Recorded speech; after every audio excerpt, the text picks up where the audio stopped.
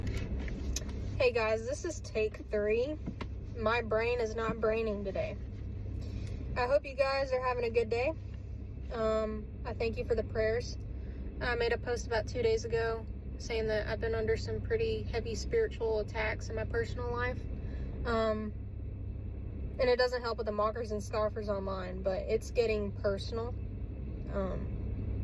The devil's trying to come after things that I care about. But, you know, I even straight up said the other day, like, I belong to the Lord. So, I wanted to read this verse. I'm in Numbers 23:19. God is not human that he should lie, not a human being that he should change his mind. Does he speak and then not act? Does he promise and not fulfill? I was in Numbers yesterday, and I highlighted this verse, but in the times that I'm having right now, I just got to remember to really sit still and think, like, when I have these feelings of anger or frustration, I got to remember that the Holy Spirit has a completely different plan, and that I just need to be still in the Lord and trust in him with my entire heart, soul, and mind. There are some things I wanted to talk about. I didn't plan on making a video today, but I really think that me making this video is going to help me and encourage me and keep going, because I do want to share these points with you. I don't think it's for me to keep to myself, and I'm sure a lot of you guys are already aware of a lot of these points I'm about to make, but so the first point I have, and I'm on my iPad right now, I wanted to show you guys something later on in this video, but I need to connect to my hotspot. I'm not very tech savvy. Can you believe that? But the first point I wanted to make is those that are arguing about dreams that believers are having right now, they are not having dreams themselves. And I don't know if you guys have noticed that lately, that all the people who are coming on here and disregarding the pre-tribulation rapture, they are not having dreams themselves. They just want to sit here and, you know, say, no. And that's okay. They can say whatever they want to say. But just know that those of us who are having dreams, we know that we're hearing from the Lord. And yes, go and, you know, ask for discernment. Every dream that I've had regarding the rapture, I'm still asking for confirmation on it. Sorry, my voice is kind of going out, and okay, there we go. But nonetheless, they're not having those dreams, so they can't say for fact. I think God is pouring his spirit on all flesh. It's not a coincidence that so many people are having these dreams right now. We are seeing the birthing pains get closer and closer together. We are seeing these things unfold as we speak. Everything going on in the world. It is not coincidence. And speaking of dreams, I wanted to share a dream that my friend Alan had. I actually met Alan through a close friend at work, and he invited me out to a prayer group, and we've been kind of chatting since about, you know, dreams and the tribulation and the rapture. So I'm just going to read the text message. I got the text message pulled up here. He said, I've been asking for dreams, especially rapture and confirmation dreams. Had a dream last night. Long story short, the guy I was talking to said, they told us we didn't know when or the day, but we knew. We knew the whole time. I said, you mean the September 23rd thing? He said, absolutely, you know it, and woke me up from the dream at about 3:47. I thought that was an amazing confirmation dream. I mean, that is like right on, like the date and everything. And yes, the Feast of Trumpets does span over a couple days, which is why we technically still don't know the day or the hour. But for those of us who have been kind of watching the Feast of Trumpets, we know that the idiom for that is that of that day and hour nobody knows, since the moon does have to be witnessed. I think it's at like 2% or something, but the new moon has to be spotted by 2 witnesses.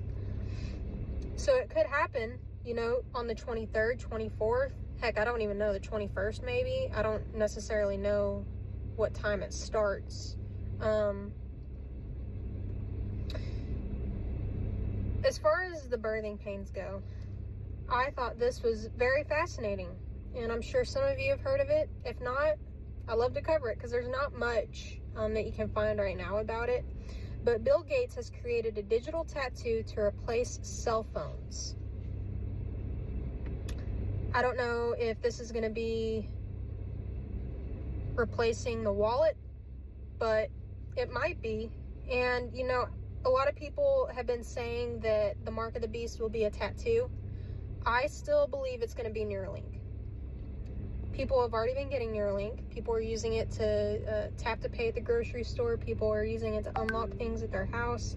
And I wanted to show you something really fascinating. And I'm kind of glad this is on take 3 because I couldn't get my iPad to connect to my phone to pull up the internet. Let me just show you that I am entering this correctly. So, if you can see it there, I got Neuralink typed in. I'm going to hit submit, right? And that's the Greek translation. Look at those numbers that pop up. I am in the Greek calculator.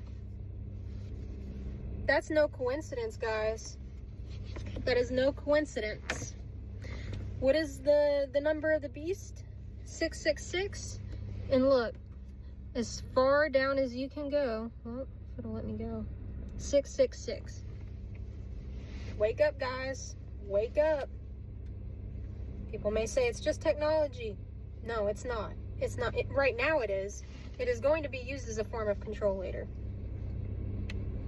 I just thought that was interesting that Bill Gates created that tattoo.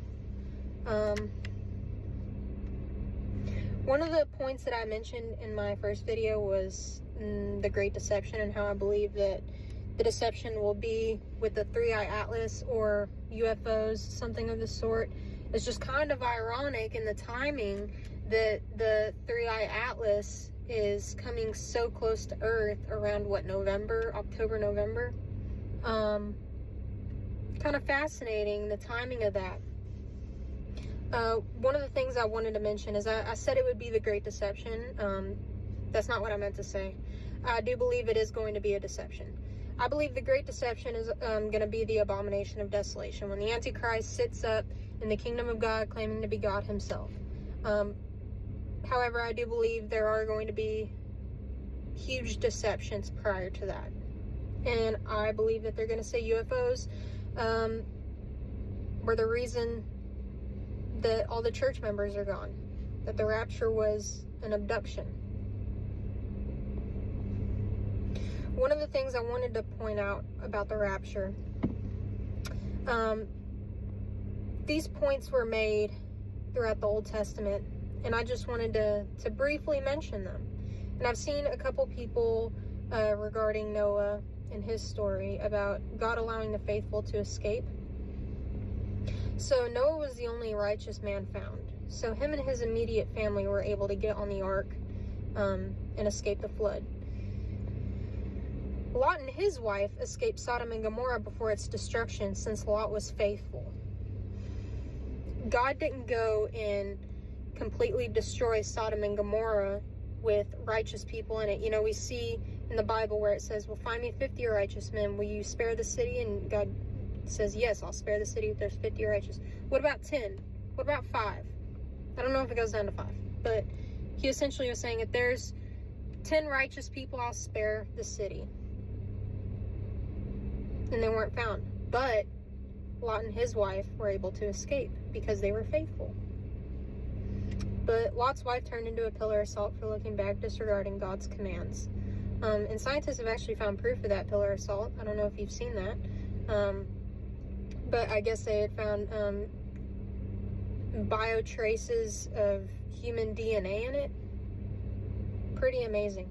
And they said that it was actually on the route that Lot and his wife were supposedly taking to escape Sodom and Gomorrah. And then we have the exodus of the Israelites. And the deliverance for God's people in bondage.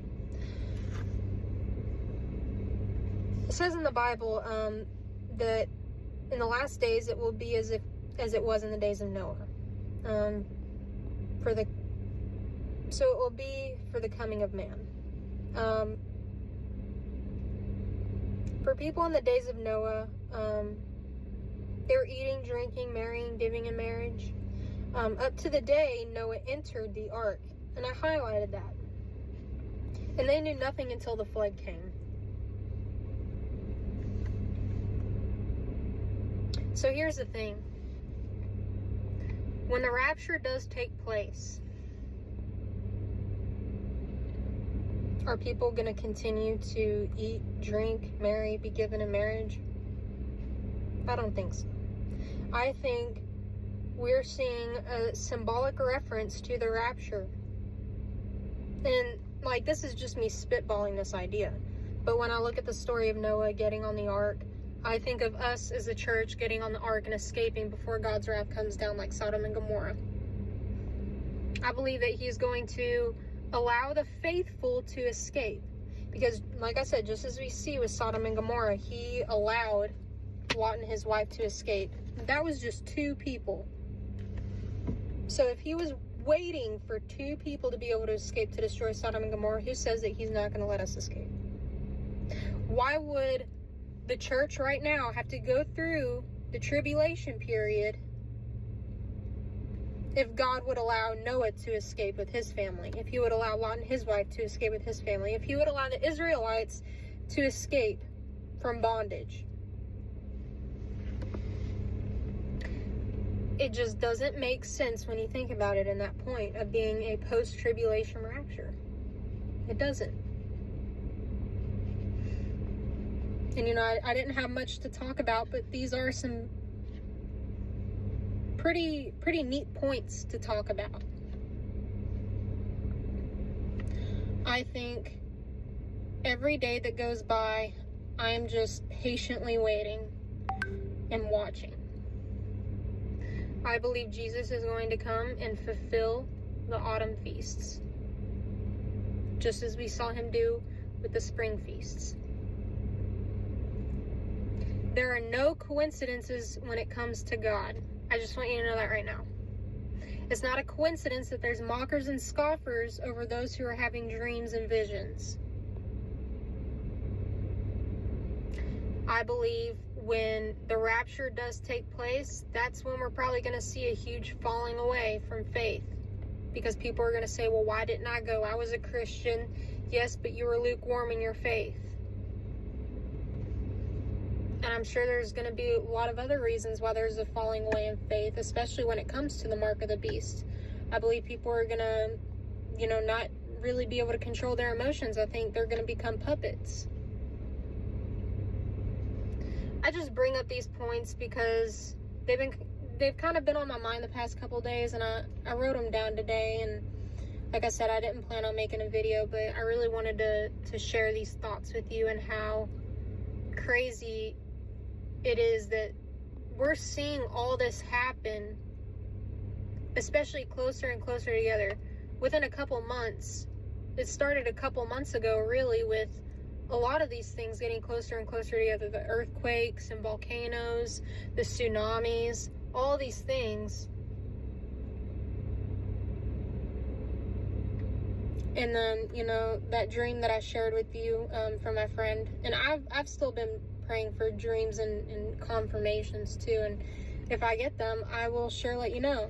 But I did have a dream the other day about a lot of UFOs in the sky. And it was a pretty vivid dream. I'm not sure if it was a dream from God. That's why I'm not going to sit here and talk about it. But it was kind of interesting. And I can definitely see that happening when the church is gone. But for those of you who do have dreams, I really encourage you to go on YouTube and share it. I don't know how to edit videos. I don't know how to do any of this. I'm uploading them from my camera roll because I just feel the urgency to talk about it, to share it with you guys. So please, go and share your dreams. That is the whole reason why I am sharing what I'm sharing with you guys now. That's the whole reason I've been posting these videos, is because I've been seeing the influx of people talking about it, and I figured, well, you know what, if everybody else is posting about it, maybe this is my sign to post about it. So this is your sign right now. If you're having dreams, if you're having visions, if you're hearing from God, please share it. Let there be as many confirmations as there